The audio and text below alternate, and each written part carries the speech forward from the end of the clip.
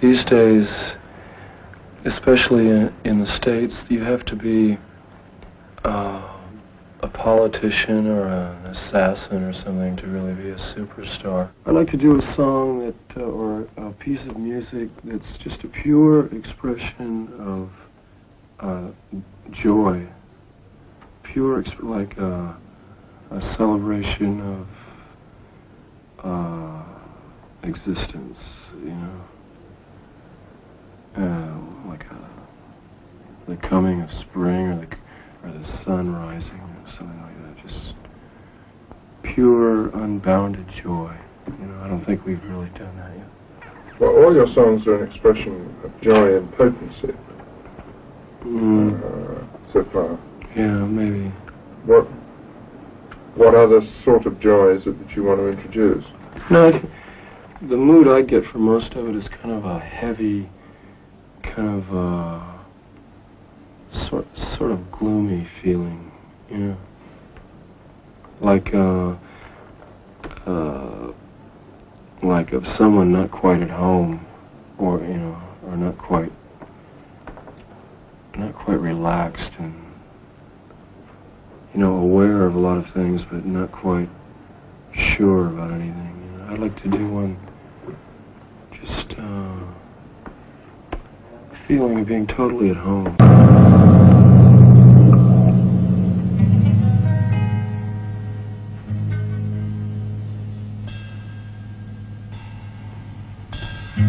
Amsterdam is very much like San Francisco was at the time. The buildings were painted the same way in the psychedelic sense, if you want to talk about that. The business of having the doors frame yellow, the doors red, the frames around the windows are blue, the walls are purple, there's bongs on all four corners of the room. So Amsterdam also, drugs are legal. So it was... at one point, there's another problem in Amsterdam. Yeah, there's another Morrison thing. As we were walking down, there's one sort of main street where they had shops of our kind, which means the psychedelic stuff, handmade, tie-dyed beads and all that kind of stuff. And we're walking down the street, both bands. So, you know, Jim's over there, and so we weren't all together in a big swinging clump. on a bottle like a gunfighter, you know, But just the got into kids town. would offer us drugs. Everything. All the way down this street, they were offering us drugs of all kinds. And we'd say, thank you very much, put it in your pocket, I'll have maybe a little of that later, maybe I'll have a little drag off of this and then walk for it. But you don't take everything you're given, otherwise you would be dead. Jim, on the other hand, took everything that was given to him on the spot. We were playing in Amsterdam, and Jim came out in the middle of our set. Like, we would trade off each night. We would open one night, they would open the next night. In Amsterdam, we were opening, and Jim came out in our set somewhat drug abused and started doing almost like Sufi dancing to a Plastic Fantastic Lover, which is a pretty fast song for us, and getting real erratic and wild and having a good time. He looked like a pinwheel. Yeah, he started spinning. Like a pinwheel. And we, in our perverse manner, started playing faster, just because he sort of invaded our turf without asking. I mean, we didn't consult ourselves, it just occurred. And it was amusing, and he went going faster and faster, and went backstage and collapsed, and they didn't do the show, or he couldn't do the show. And we were sitting back in the dressing room, heard that he was sick or something, and then the doors started. We heard the doors coming from out on the stage, and yeah, the doors were playing. Oh, I guess they got together. So we went out to check them out, and there's no Morrison out there. And very quietly raised behind the "Baby, you can light my fire," doing the act, perhaps. The whole set. The whole set, sounding very much like Jim.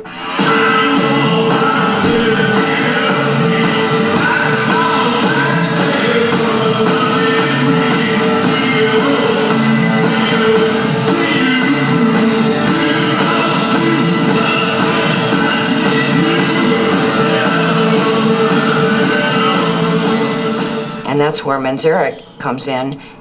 The man is amazing, because I've watched him and heard other stories about him having to do things that are just incredible. I don't know another band member where the keyboard player could just all of a sudden take over and do the rest of the show and sing and play the piano and get all the phrasing right and do the whole thing, and probably never having done it before.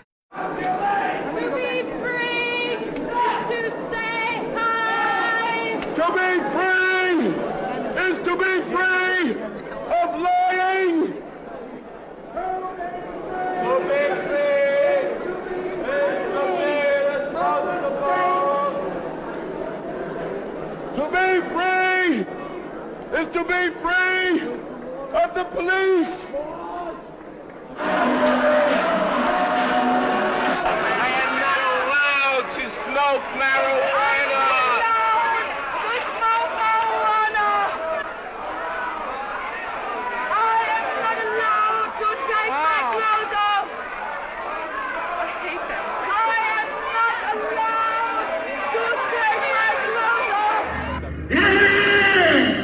Now look here.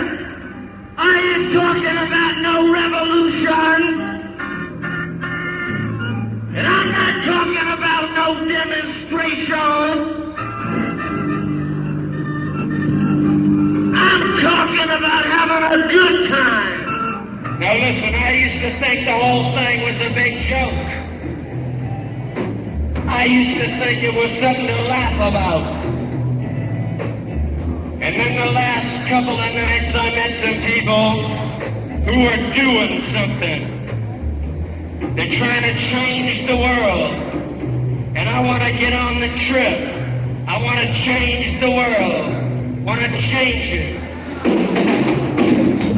You love it, don't you? You love it. You're all a bunch of slaves. Bunch of slaves. You're all a bunch of slaves, letting everybody push you around. What are you gonna do about it? What are you gonna do about it? What are you gonna do about it? What are you gonna do about it? What are you gonna do about it? What are you gonna do? I think that nudity it's really a cyclical phenomenon. I think it comes, it gets very liberal and extreme, then it goes back, reacts the other way, and it just seems to be a cycle in entertainment. In other words, you feel that the same liberalism performed in the theater, acting, should be also generated in music. Well, in the realm of art and theater, I do think that there should be complete freedom for the artist and performer. I'm not personally that convinced that nudity is always, a necessary part of, a play or film, but the artist should feel free to use it if he feels like it. I'm talking about love your neighbor till it hurts. I'm talking about grab your friend. I'm talking about love. I've been reviewing that case for quite some time now, a couple of years actually, and I just think that Jim Morrison and his family deserve to have an opportunity for us to review that, and I decided yesterday to go ahead and put forward for Jim Morrison's pardon because I simply think it's the right thing to do. My heart bleeds for him and his family. There was never any evidence presented at that trial in Miami, direct evidence I should say, in terms of photographs or video. And so I just thought it was the right thing to do, and that's why I'm moving forward on it. And I hope that my fellow cabinet members are sympathetic as well. Did you think that the law enforcement acted improperly in South Florida with regards to that case? I think what this is about is trying to bring about a pardon and some forgiveness. And so I don't want to really get into sort of second judging how authorities handled it back at that time. I believe it was 1969. It's a long time ago, and it just touched my heart that this might be the lasting legacy of a very talented young man, and who was also a very young man at the time. And I think that we can reach to a better place in our hearts to try to maybe right that wrong. I think the two basic types of music indigenous to this country are the black music, blues, and the kind of folk music that was brought over from Europe, and what I guess they call it country music, or the kind of West Virginia high and lonesome sound. That those are the two main streams of root American music. There might be others, I don't know. But like 10 years ago, what they called rock and roll was kind of a blending of those two forms. I guess in 4 or 5 years, the new generation's music will be, it'll have a synthesis of those two elements and some third thing that'll be entire. Maybe it'll be, it might rely heavily on electronics, tapes. I can kind of envision maybe one person with a lot of machines, tapes, and electronic setups, singing or speaking and using machines. Well, I went down to St. James Infirmary, and I saw my baby there, stretched out on a cold white table, so cool, so white, so fair.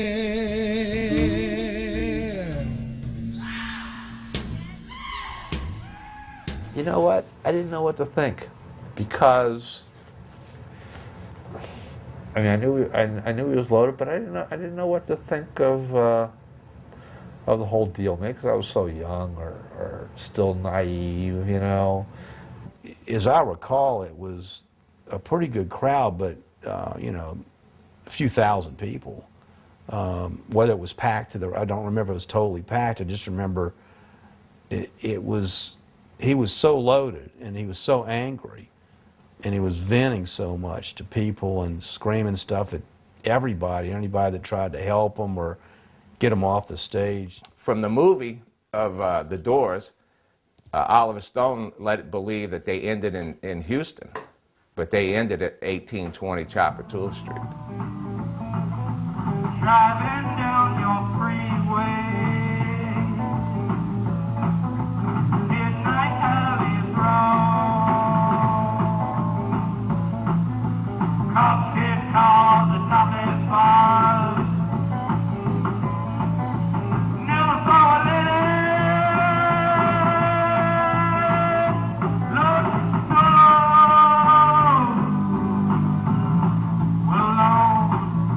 Never saw a lady looking so alone, so alone,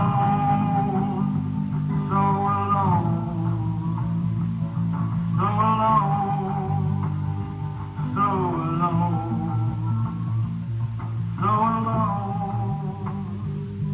so alone. The Riders on the Storm was pretty good. It was interesting that at the conclusion of the show, when Morrison finally woke up again, and he took, no one ever else had done this, he took the microphone and he hit the stage so hard with it, it broke the floor and went through the floor. I thought that was like an interesting exclamation point, because that was pretty much it for his career. I don't think they did any other shows.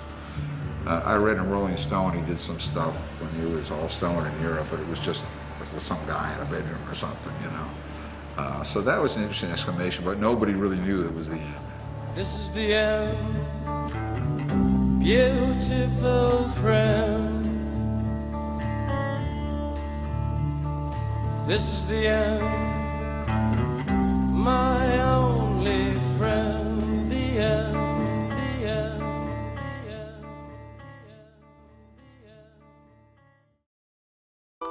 On July 3rd, 1971, Jim Morrison died in Paris under what can only be called mysterious circumstances. We don't know what happened to Jim in Paris, and I don't think we're ever going to know what happened to Jim in Paris. And the last time I saw Jim was in the recording studio when we were finishing up the album L.A. Woman. And that's actually the last time Jim Morrison was in a recording studio, the last time he ever sang, to my knowledge, on planet Earth. Certainly the last time he ever sang with the Doors. But the last recording session, the last time Jim Morrison ever sang with the Doors, was that haunted little whisper voice of Riders on the Storm on the L.A. Woman album. And after he did that, he said, I'm going to Paris. Pam's already over there. She's got a little apartment and got it all set up. She left a couple of weeks before me, and I'm going to join her over there in Paris. I said, well, that's interesting. Yeah, Paris, huh? How long are you going to be over there? He said, I don't know. A couple of months? 6 months? I don't know. Maybe even a year. Who knows, man? I don't know. But I thought, that's great. Paris is great because that's the city of light, the city of artists, an American in Paris, Hemingway and Fitzgerald and Henry Miller. And man, that's just get away from all of this LA stuff and this whole rock and roll thing and become a poet again. Become the guy that I knew back in Venice, the guy that I knew in film school at UCLA, the writer, the artist, the good guy, the good human being, the funny human being, the intelligent, sensitive, energized young man that I knew back in Venice. And I thought, this is going to be great. Go to Paris and do it, man. Start to write again. Start to become an artist. Just be an artist again. Don't be a rock star. Be an artist. And off he went. And he said, I'll see you, brother. And I said, okay, man. Just stay in touch and we'll talk to you in a while. I got a phone call telling me that Jim Morrison is dead. A phone call from this guy that was our manager. And he called and said, I just got a phone call from Paris saying that Jim Morrison is dead. And I said, get out of here. I don't believe it, man.